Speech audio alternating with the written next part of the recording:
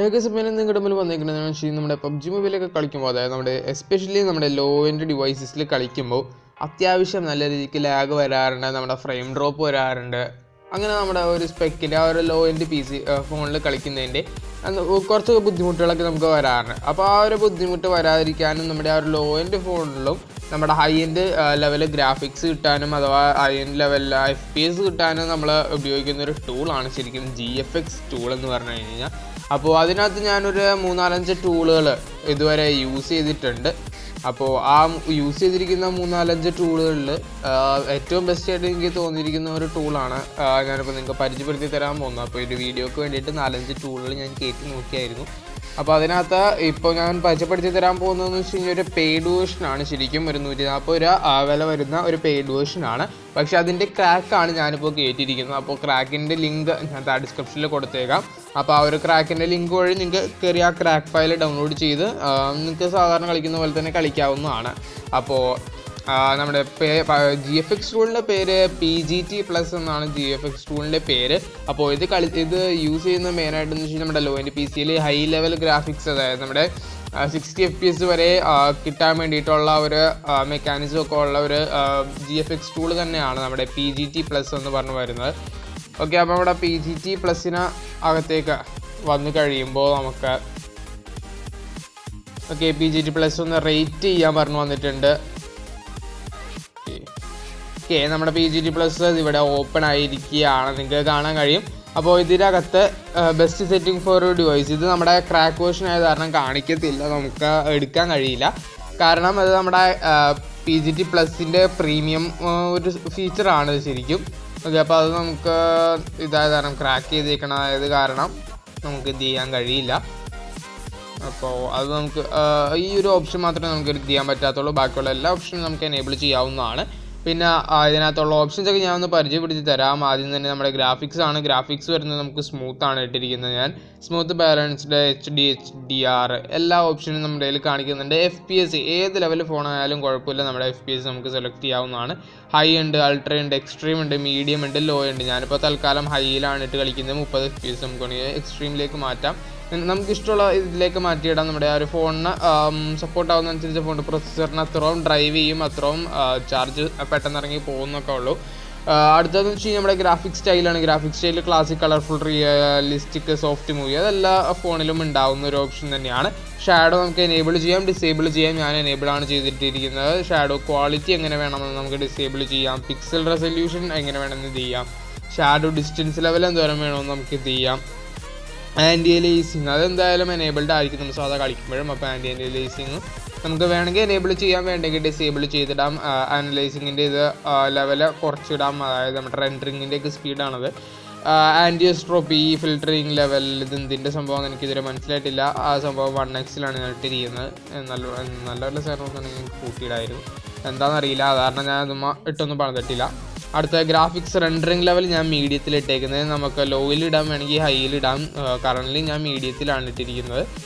Detail mode വേണമെങ്കിൽ enable ചെയ്തിടാം, വേണമെങ്കിൽ ഡിസേബിൾ ചെയ്തിടാം. ഡീറ്റെയിൽ മോഡ് എനേബിൾ ചെയ്ത് കഴിഞ്ഞാൽ ലാഗ് വരാൻ സാധ്യതയുണ്ടെന്ന് ഇവർ തന്നെ പറയുന്നുണ്ട്. കളർ റെൻഡറിങ് ലെവൽ നമുക്ക് വേണമെങ്കിൽ 32 ബിറ്റിലേക്ക് ഇടാം, 64 ബിറ്റിലേക്ക് ഇടാം, അല്ലെങ്കിൽ നമ്മുടെ ഡീഫോൾട്ട് രണ്ടിലും ഏതെങ്കിലും ഒരെണ്ണമായിട്ട് തന്നെ ഓട്ടോമാറ്റിക്കായിട്ട് സ്വിച്ചായി കളിച്ചോളും. അപ്പോൾ അതിലേക്ക് ഇടാം. ലൈറ്റ് എഫക്ട്സ് വേണമെങ്കിൽ നമുക്ക് എനേബിൾ ചെയ്യാം, ഡിസേബിൾ ചെയ്യാം. ലൈറ്റ് എഫക്ട്സ് എനേബിൾ ചെയ്ത് നമ്മുടെ ഗ്രാഫിക്സിൻ്റെ ഇതും ഡീറ്റെയിലിങ്ങും ആൾക്കാരെ കാണിക്കുന്നതിൻ്റെ ഇതൊക്കെ കൂടുതൽ ഇമ്പ്രൂവ് ആയിട്ട് നല്ല ഡിപ്പെൻഡായിട്ട് കിട്ടുന്നതായിരിക്കും. പിന്നെ ഉള്ളതെന്ന് വെച്ച് കഴിഞ്ഞാൽ ലൈറ്റ് എഫക്ട്സ് ഇട്ട് കഴിഞ്ഞ് കഴിഞ്ഞാൽ ലാഗ് വരാൻ സാധ്യതയുണ്ട്. പിന്നെ ഉള്ളതിനകത്തുള്ളതെന്ന് വെച്ച് കഴിഞ്ഞാൽ ഒപ്റ്റിമൈസ്ഡ് ഗെയിം കൺഫിഗറേഷനാണ്. 0 lag mode plus battery efficient. അപ്പോൾ ആ ഒരു ഓപ്ഷനാണ് നിങ്ങൾക്കുള്ളത്. ആ ഒരു ഓപ്ഷൻ ഞാൻ ഇച്ചിരി കൂടി കൂടുതലായിട്ട് എക്സ്പ്ലെയിൻ ചെയ്യേണ്ടതായിട്ടുണ്ട്. അതിന് മുന്നേ നമുക്കെല്ലാം ജസ്റ്റ് ഒന്ന് പോയി നോക്കിയിട്ട് വരാം.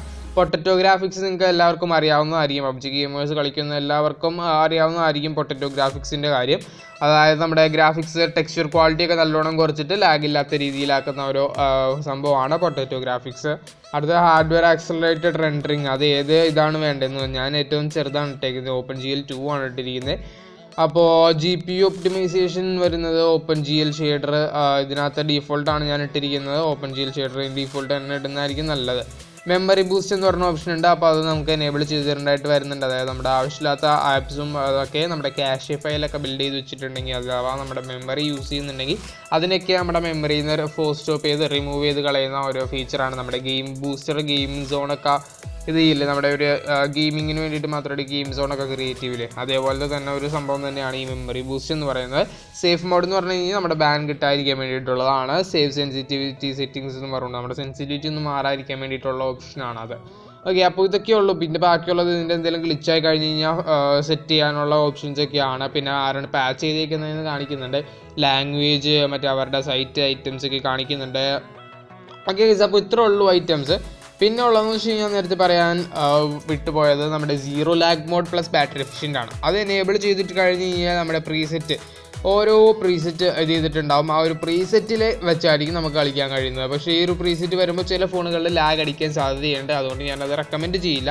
അപ്പോൾ ഗ്രാഫിക്സ് മോഡ് ഇത് ചെയ്യുമ്പോൾ ഞാനിപ്പോൾ ഇട്ടിരിക്കുന്നത് smooth plus battery 1 GB RAM and ബിലോയിലേക്കുള്ളതാണ്. സ്മൂത്ത് വിത്ത് ഒപ്റ്റിമൽ വേണമെങ്കിൽ നമുക്ക് മാറ്റാം.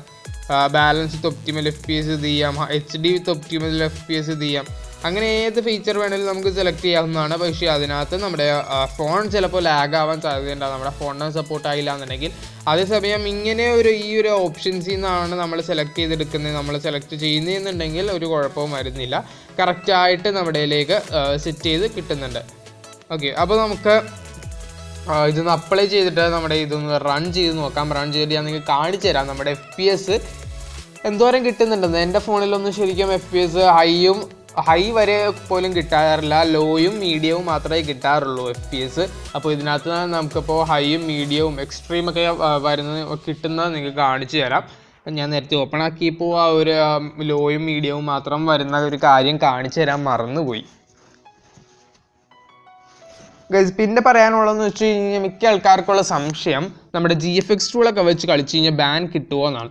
ഓക്കെ, അപ്പോൾ നമ്മുടെ ബാൻ കിട്ടുമോ എന്ന് ചോദിച്ചു കഴിഞ്ഞാൽ ബാൻ കിട്ടാൻ ചെറിയൊരു ചാൻസ് ഉണ്ട്. ആ ഒരു ചെറിയ ചാൻസ് ഉള്ളത് എന്താണെന്ന് വെച്ച് കഴിഞ്ഞാൽ വേറെ നമ്മളിപ്പോൾ GFX ടൂൾ യൂസ് ചെയ്ത് കളിക്കുന്നതെന്നും പറഞ്ഞുകൊണ്ട് വേറെ ആരെങ്കിലും റിപ്പോർട്ട് ചെയ്ത് കഴിഞ്ഞാൽ, വേറെ ആരെങ്കിലും നമ്മുടെ ബാനിന് വേണ്ടിയിട്ട് റിപ്പോർട്ട് ചെയ്ത് കഴിഞ്ഞ് കഴിഞ്ഞാൽ അല്ലെങ്കിൽ ഇത് ചെയ്ത് കഴിഞ്ഞ് കഴിഞ്ഞാൽ മാത്രമാണ് നമുക്ക് ബാൻ കിട്ടാൻ സാധ്യതയുള്ളൂ.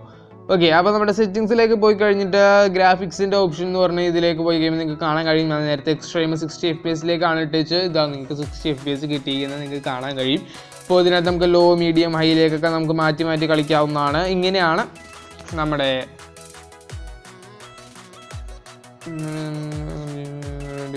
ഓക്കെ. അപ്പോൾ ഗ്രാഫിക്സ് കൂടുതൽ ഇടുന്നതനുസരിച്ച് നമ്മുടെ ബാറ്ററി കൂടുതൽ വലിക്കുന്നൊക്കെയാണ് പറയുന്നത്, നമുക്ക് അറിയാവുന്ന കാര്യമാണല്ലോ.